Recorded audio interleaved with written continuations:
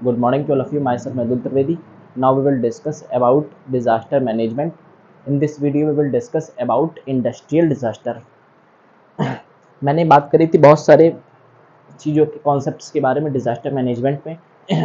ये वाली क्लास होगी, फिर इसके बाद एक और क्लास होगी डिजास्टर मैनेजमेंट की, जिसमें हम बात करेंगे कि इंडिया ने कौन कौन सी चीज़ें करी हैं डिजास्टर मैनेजमेंट के लिए, किसके अंडर में। जैसे सेंडाई फ्रेमवर्क एक हुआ है, थर्ड कॉन्फ्रेंस हुई है ये।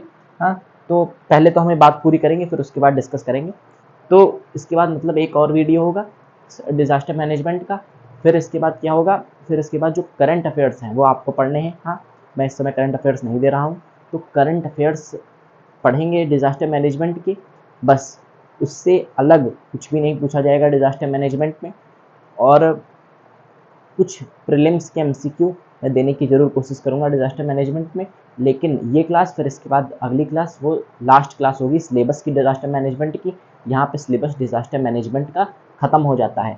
तो अब हम डिजास्टर मैनेजमेंट का जो सिलेबस है वो तो ख़त्म हो रहा है, लेकिन हमने सीखा क्या डिजास्टर मैनेजमेंट में। हमने केवल वन वर्ड में अगर कहे तो हम पहले किसकी तरफ बढ़ रहे थे, पहले हम डिजास्टर से डिजास्टर मैनेजमेंट की तरफ बढ़ रहे थे। आज हम किसकी तरफ बढ़ रहे हैं, मतलब डिजास्टर से डिजास्टर मैनेजमेंट। मतलब क्या है कि जब डिजास्टर आएगा तो हम क्या करेंगे, उसको मैनेज करेंगे। आज क्या है, करंट सिचुएशन क्या है प्रेजेंट टाइम की, कि अब हम किसकी तरफ बढ़ रहे हैं, डिजास्टर मैनेजमेंट से डिजास्टर रिस्क मैनेजमेंट की तरफ। मतलब हम पहले ही डिजास्टर को मैनेज करने के लिए सारी चीज़ें कर लेते हैं, मतलब पहले से तैयारी। फिर मतलब जो हमारी सोच है वो पहले से ही, मतलब हम लोग सारी तैयारियां कर लेते हैं। फिर उसके बाद क्या होता है, मतलब पोस्ट डिजास्टर मैनेजमेंट की तरफ बढ़ रहे हैं। मतलब पहले से हम क्या कर रहे हैं, तैयारी करे ले रहे हैं डिजास्टर मैनेजमेंट की। तो क्या हो रहा है, हम किसकी तरफ बढ़ रहे हैं, तो हम डिजास्टर मैनेजमेंट से डिजास्टर रिस्क मैनेजमेंट की तरफ इस समय हम क्या कर रहे हैं, जा रहे हैं। क्यों, ताकि अगर हमने जो डिजास्टर मैनेजमेंट, मतलब जो हमने डिजास्टर को मैनेज करने के लिए क्या करे, बहुत सारे स्टेप्स उठाए पहले से ही, तो जब डिजास्टर आएगा भी तो क्या होगा, हम डिजास्टर के रिस्क को मैनेज कर लेंगे। मतलब जो डिजास्टर से होने वाले खतरे हैं हम उनको क्या कर सकेंगे, मैनेज कर सकेंगे। तो ये अब करंट सिचुएशन है। तो यही सारी चीज़ें हमने समझी किसमें, डिजास्टर मैनेजमेंट में। तो ऑल ओवर अगर हम देखें तो केवल यही लाइन है कि डिजास्टर मैनेज, हम पहले किसकी तरफ बढ़ रहे थे, डिजास्टर से डिजास्टर मैनेजमेंट की तरफ। अब हम डिजास्टर मैनेजमेंट से डिजास्टर रिस्क मैनेजमेंट की तरफ बढ़ रहे हैं। तो यही ऑल ओवर समझाने की कोशिश करी गई है डिजास्टर मैनेजमेंट में। तो अब हम देखेंगे इंडस्ट्रियल डिजास्टर के बारे में। तो इसमें एग्जाम्पल के तौर पर भोपाल गैस ट्रेजेडी हम लिख सकते हैं। इसमें क्या हुआ था कि जो भोपाल गैस ट्रेजेडी में हुआ ये था कि गैस लीक हो गई और इंडस्ट्रियल डिजास्टर हो गया। बहुत बड़े अमाउंट पे जो लोग थे इसमें मर गए, किसमें, भोपाल गैस ट्रेजेडी में। तो ये हम एग्जाम्पल लिख सकते हैं। तो फिर हुआ क्या, तो इंडस्ट्रियल डिजास्टर में तो एक हम यही एग्जाम्पल लिख सकते हैं। लेकिन अब हम इससे क्या हुआ कि कुछ इंटरनेशनल एफर्ट्स जो होने चाहिए डिजास्टर मैनेजमेंट की तरफ वो भी हुए। मतलब जो डिजास्टर मैनेजमेंट है तो उसका मतलब है, जब हम देखते हैं कि जैसे इन्वायरमेंट को बचाना है, जैसे ज्योग्राफी वगैरह में हम पढ़े, तो अगर उसको इन्वायरमेंट को बचाना है तो क्या होता है, डिफरेंट कंट्रीज़ की गवर्नमेंट्स एक साथ बैठती हैं और उसके लिए कोई ना कोई ऑर्गेनाइजेशन बनती है। और उन सभी ऑर्गेनाइजेशन के लिए क्या होता है, जैसे WHO है, वर्ल्ड हेल्थ ऑर्गेनाइजेशन, तो वहाँ पे कोई ना कोई रिप्रेजेंटेटिव होता है हर कंट्री से। जैसे कहीं कहीं पे तो ऐसा ही होता है कि वहाँ के जो जैसे PM है या प्रेसिडेंट है वहीं उसके मेंबर होते हैं किसी ना किसी ऑर्गेनाइजेशन के।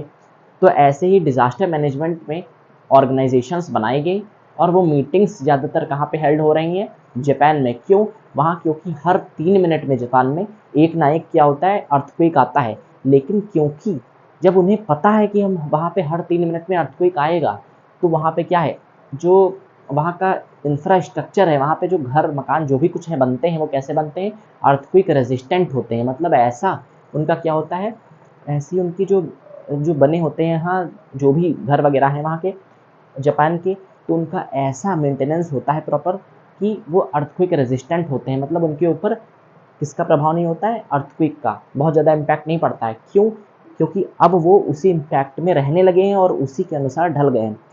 तो जब ऐसी वहाँ पे क्रिटिकल सिचुएशन है तो फिर क्या हुआ, तो जब देखा गया सबसे ज़्यादा अर्थक्वेक्स जापान में ही आ रहे हैं, तभी वहीं पे मीटिंग्स हेल्ड हुई।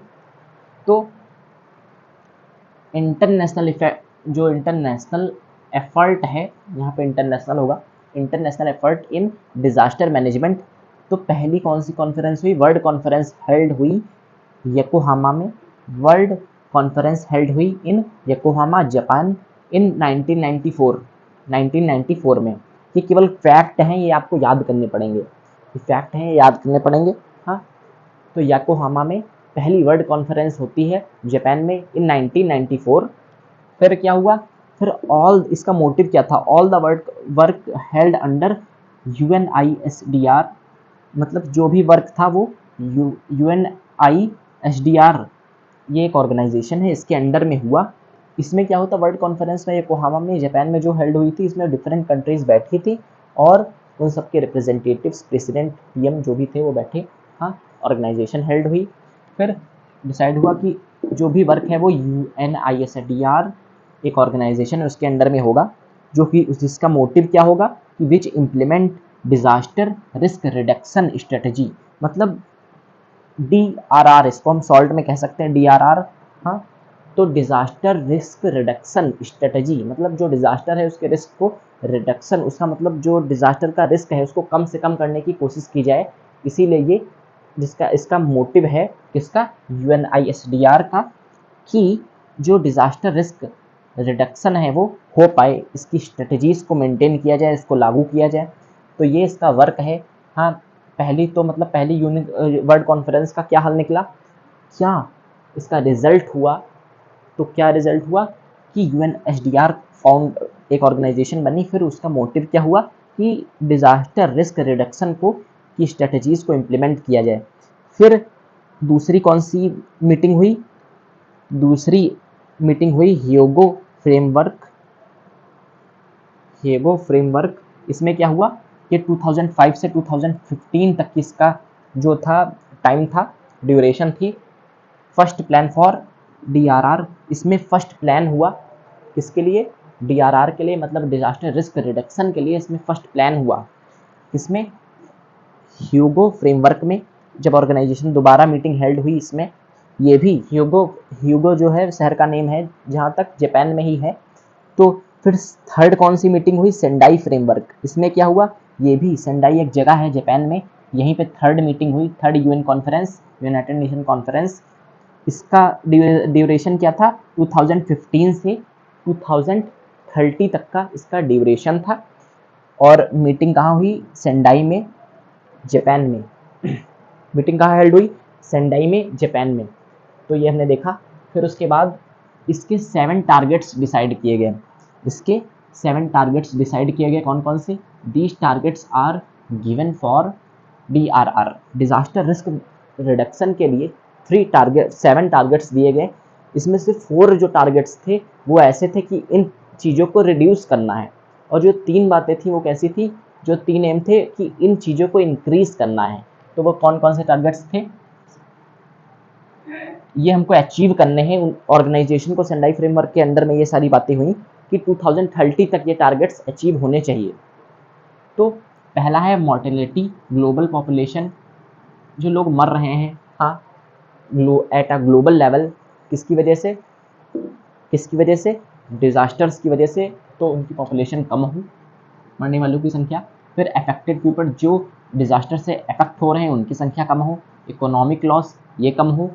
फिर आर्थिक तौर पे जो भी लॉस हो रहा है वो कम हो। फिर डैमेज टू क्रिटिकल इंफ्रास्ट्रक्चर, जो भी प्रॉपर्टीज़ और इंफ्रास्ट्रक्चर हैं उनका जो भी उनको जो भी डैमेज हो रहा है वो भी कम होना चाहिए टिल 2030। ये 4 टारगेट्स क्या होने चाहिए? रिड्यूस होने चाहिए। ये 4 टारगेट्स क्या होने चाहिए? रिड्यूस होने चाहिए। और 3 टारगेट्स कौन कौन से हैं?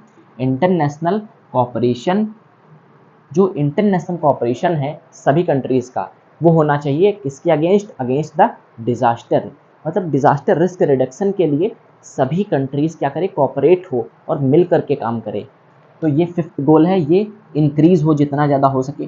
फिर लोकल DRR स्ट्रेटजीज, मतलब जो डिजास्टर रिस्क रिडक्शन है उसका लोकल लेवल पे उसकी स्ट्रेटजीज बने, उसमें लोकल पीपल इन्वॉल्व हो, लोकल स्ट्रेटजीज हो, और मतलब निचले स्तर से भी काम होना चाहिए, मतलब गांव-गांव तक की डिजास्टर रिस्क मैनेजमेंट की स्ट्रेटजीज को बनाया जाए एट अ लोकल लेवल। फिर अर्ली वार्निंग सिस्टम्स को डेवलप किया जाए, अर्ली वार्निंग सिस्टम्स को डेवलप किया जाए, मतलब पहले से ही हमें पता चल जाए कि कोई भी डिजास्टर आने वाला है। तो ये 3 जो टारगेट्स हैं ये इंक्रीज होने चाहिए, और ये जो 4 टारगेट्स हैं ये रिड्यूस होने चाहिए। ये 7 टारगेट्स थे। Please take a screenshot, thank you.